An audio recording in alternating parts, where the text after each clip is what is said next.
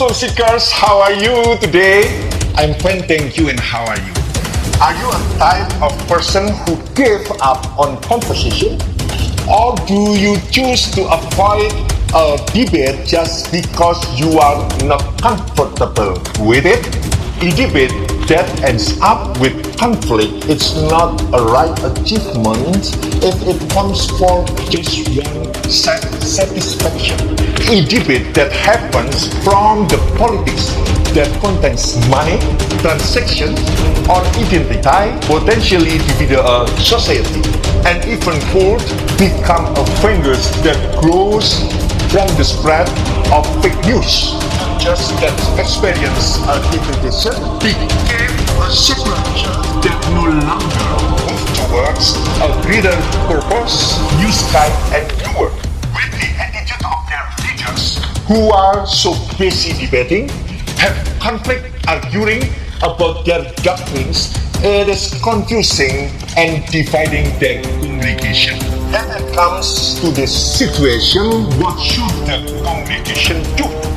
Congregation should not just listen to the words of God from the leaders over again, but wherever they want it or not, they must grow by themselves by reading the Bible and open their own side of theology. I personally push the younger generation to take time and learn about theology and philosophy, so they will have the power to defend their faith and able to answer the question without any debate, right? So in this video, I want to tell you about debate. Should we join it or avoid it? Watch my new video so you will be blessed and open up a new point of view on how to react or have right response to a person who loves to do debate on everything. Don't skip this channel. Stay in this channel and Think of Soul channel. Jesus bless you. Amen. Soul Seeker, kalau kita mengamati di dalam dunia pendidikan, khususnya di dunia universitas, kadang lomba tentang debat merupakan salah satu mata kuliah kemahiran di mana mereka mencoba untuk mencari kemahiran di dalam berbahasa yang digagas semuanya oleh dunia akademis. Ini menjadi forum yang tepat dan strategis untuk kembangkan kemampuan berpikir, mengasah keterampilan berbicara, dan beberapa materi yang diangkat menjadi sebuah mosi, yaitu seputar dunia pendidikan, dunia bahasa, dunia teknologi, perekonomian yang disejajarkan dengan apa yang menjadi isu masyarakat yang saat itu menjadi viral. Pengertian debat jika diartikan secara umum maka dapat diartikan sebagai strategi dalam adu pendapat agar pendapat atau argumen yang kita miliki tidak dipatahkan oleh lawan kita. Bisa juga debat diartikan sebagai mengajukan sebuah usulan dan mempertahankan usulan tersebut agar tetap digunakan oleh pihak-pihak tertentu nantinya. Tetapi entah mengapa ada orang yang hobinya suka mendebat, hobinya suka menentang. Setiap pembicaraan dalam sebuah komunitas dia selalu tampil untuk menentang, selalu untuk menyanggah, dan kejadian-kejadian seperti itu melelahkan orang. Betul? Betul, Susikan? Karena yang mendebatkan tentang hal-hal yang sepele yang sebenarnya tidak perlu diperdebatkan, yang sudah baku dan bukan hal yang prinsipal dalam hidup. Hal ini justru merusak suasana komunikasi dan membuat orang menjadi bete, menjadi orang jengkel, menjadi suasana jadi bad mood. Dan hal-hal seperti ini sering terjadi pada orang-orang tertentu. Ada orang Jawa mengatakan gelagatnya tuh penyinyang-penyinying. Penyinyang-penyinying tuh seperti sok-sokan gitu. Wah, bergaya-gaya gitu, penyinyang-penyinying. Itu bahasa itu paling tepat. Penyinyang-penyinying itu ya lihat modelnya aja orang sudah jengkel. karena keberadaan gesturnya udah penyinyang-penyinying. Nah, orang itu suka mengajak orang lain berdebat, dan ia menentang semua pendapat orang, dan ia mencontohkan dirinya yang paling benar, yang paling smart, yang punya wawasan. Pokoknya dia mau diakui orang hebat. Seorang pakar human relation bernama Dale Carnegie dalam bukunya How to Win Friends and Influence People mengatakan bahwa lebih baik ketika sebuah perdebatan, lebih baik menghindarinya. Oke, kita lanjut. Kembali tentang seorang pakar human relation bernama Dale Carnegie. Dia menuliskan dalam bukunya How to Win Friends and Influence People, di mana ia menceritakan bahwa komunikasi yang efektif dan membangun pengaruh yang lebih berkelanjutan pada nantinya, maka ia harus menghindari sebuah perdebatan. We have to avoid it. Mengapa harus menghindar? Karena perdebatan sering berakhir dengan sebuah permusuhan dan kebencian. Terlebih lagi jika orang yang didebat itu tidak bisa mengemukakan apa yang menjadi buah pikirannya. Memang harus diakui bahwa tidak akan ada hal yang menguntungkan dari sebuah perdebatan jika didasari egoisme. Betul? Paulus menasihatkan kepada Timotius dalam 2 Timotius 2 ayat 23. Ia katakan, hindarilah soal-soal yang dicari-cari. Ini benar. Kadang orang yang suka berdebat, dia mencari soal-soal yang dicari-cari, dan yang bodoh, dan yang tidak layak. Engkau tahu bahwa soal-soal itu menimbulkan pertengkaran.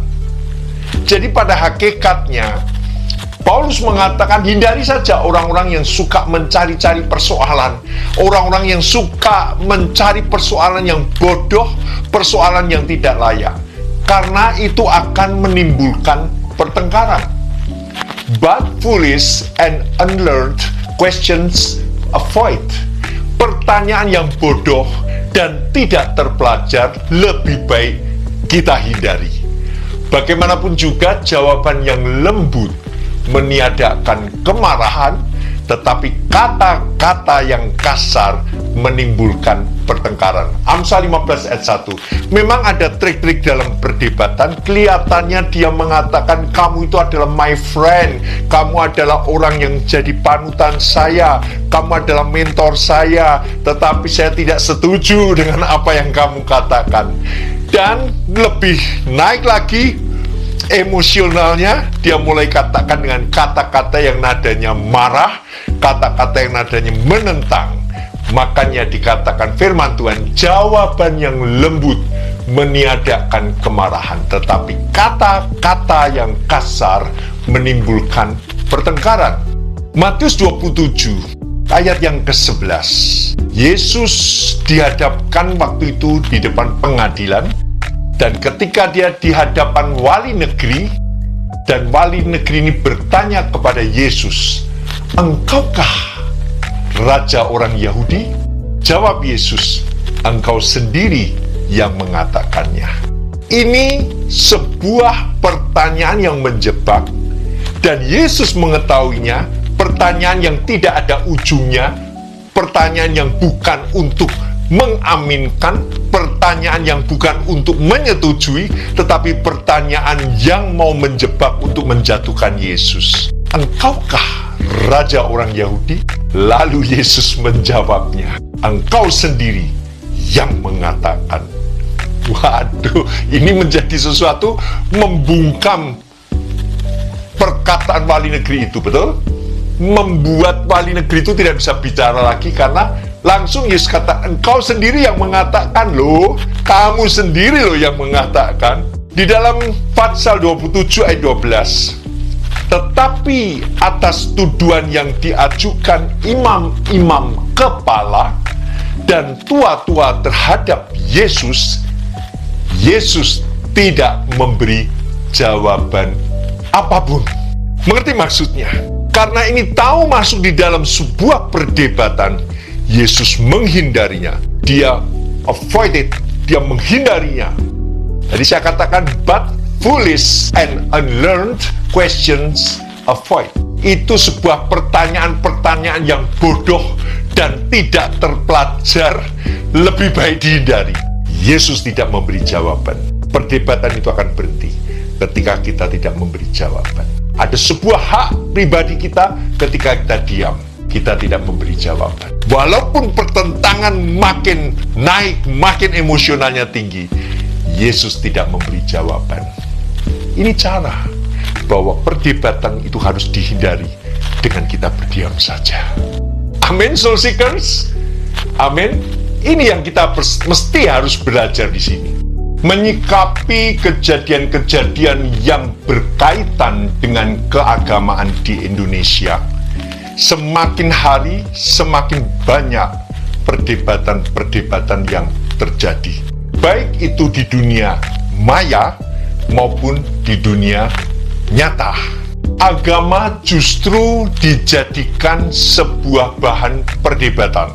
Mulai dari penyebaran agama kepada orang lain, lalu ajaran agama itu sendiri yang dikatakan sesat, hingga interaksi antar pemeluk agama di Indonesia. Agama, khususnya bagi yang meyakini akan agamanya masing-masing, itu merupakan sebuah hak integritas diri yang tidak dapat dikotak-katik oleh orang yang beragama lain. Banyak perdebatan-perdebatan mengenai agama membuat permasalahan kehidupan kebangsaan kita semakin jauh dari persatuan dan kesatuan. Perdebatan-perdebatan agama seperti ini berujung atau finally membuat orang berpindah agama. Karena ia kalah, karena ia tidak mampu menjawab dengan agama-agama yang ia anut. Secara eksplisit, saya mengerti dan memahami ketika orang-orang berpindah agama. Dia meninggalkan Kristus, baik itu di dunia keartisan atau orang-orang terkenal, karena dia belum mengerti yang namanya iman, dia belum bertemu dengan Yesus sebagai juru selamat. Makanya dengan mudah sekali ia berpindah agama. Sebenarnya yang paling tahu tentang substansi ajaran agama itu adalah pribadi orang itu sendiri. Oleh sebab itu, mengapa lebih banyak orang Kristen yang menghindar perdebatan tentang iman kekristenan? Sampai di batas ini, mengapa banyak orang Kristen yang sengaja menghindar dari perdebatan ketika mendebatkan tentang iman kekristenan? Kita ikuti terus dalam Think of Soul Channel. Apakah orang Kristen takut berdebat ketika ia didebatkan tentang iman kekristenan? Sebenarnya tidak. Saya secara pribadi saya suka berdebat. Tetapi ketika itu berbicara tentang perdebatan iman, saya menghindarinya. Karena apa? Karena iman kekristenan adalah anugerah daripada Tuhan Yesus yang diberikan oleh Tuhan, dan orang yang menerima karunia iman itu sendiri sebenarnya dia tidak mengerti dan dia tidak tahu bagaimana cara untuk beriman. Walaupun iman itu timbul dari pendengaran akan firman Tuhan, tetapi kalau bukan tangan Tuhan yang membukakan pintu hatinya, orang itu tidak akan bisa menerima iman kekristenan. Sebuah pemberian iman itu merupakan pemberian secara istimewa yang diberikan sebagai penghargaan yang tertinggi oleh Sang Pencipta kepada yang diciptakan. Akan tetapi di sini lain halnya, akan tetapi di sisi lain ada hal yang harus bertanggung jawab ketika kita diberikan anugerah iman. Free will adalah kehendak bebas yang dianugerahkan Tuhan, di mana manusia diberikan hak untuk memberi keputusan pada akhirnya. Engkau mau menerima atau tidak, itu adalah keputusan pada orang itu. Jadi iman kekristenan itu adalah free will. Iman kekristenan adalah kehendak bebas, dia mau mengikut Yesus atau tidak.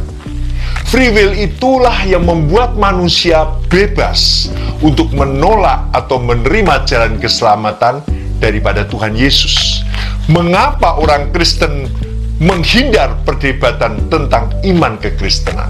Karena iman adalah anugerah Tuhan dan bukan hasil jerih payah kita. Ibrani 11 ayat 1 mengatakan iman adalah dasar dari segala sesuatu yang kita harapkan dan bukti dari segala sesuatu yang tidak kita lihat.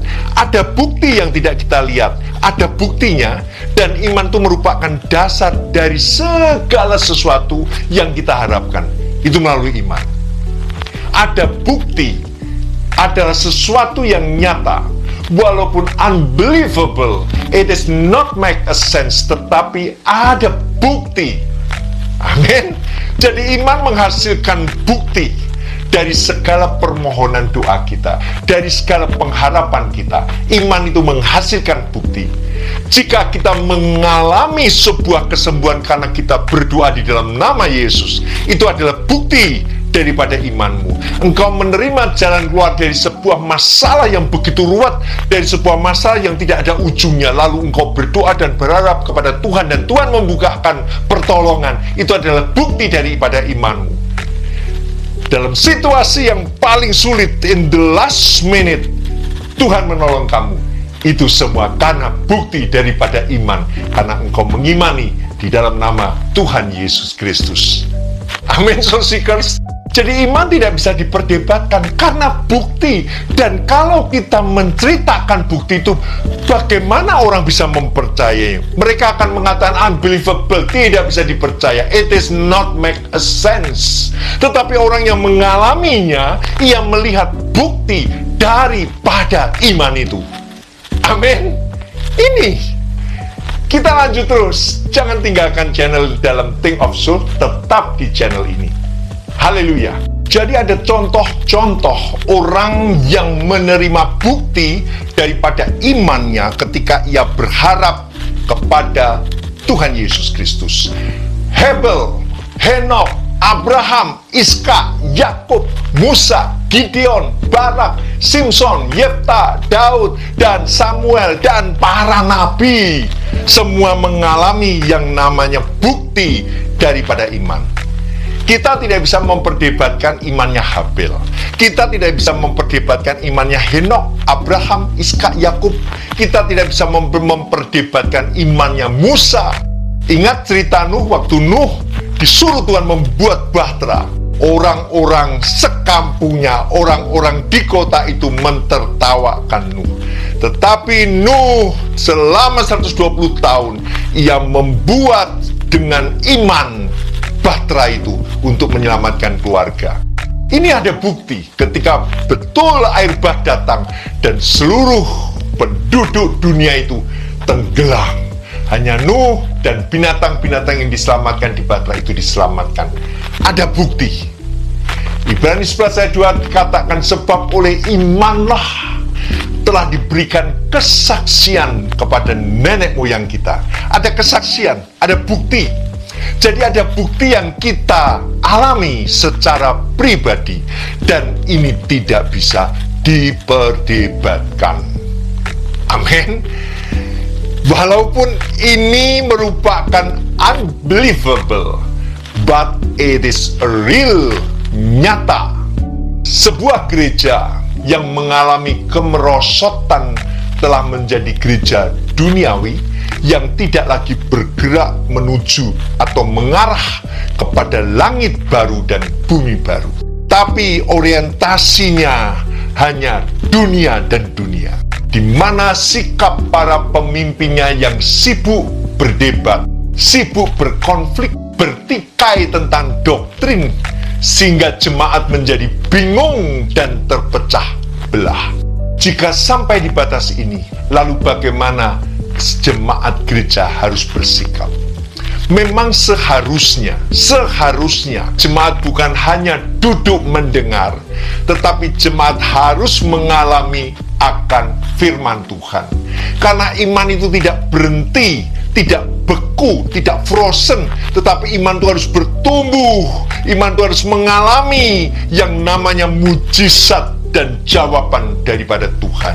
Jemaat harus mau tidak mau harus bertumbuh di dalam pembacaan firman Allah dan harus membuka wawasannya terhadap teologi. Saya mendorong kepada anak-anak muda melalui Think of Soul channel ini, belajar teologi, mengerti dogma, mengerti etika, mengerti teologi, mengerti filsafat, supaya ketika orang mendebatkan imanmu, engkau memiliki kekuatan untuk mempertahankan imanmu dan engkau mampu menjawab. Ketika saya sekolah teologi, saya belajar yang namanya filsafat, saya belajar yang namanya agama dan kepercayaan sana sini. Untuk apa?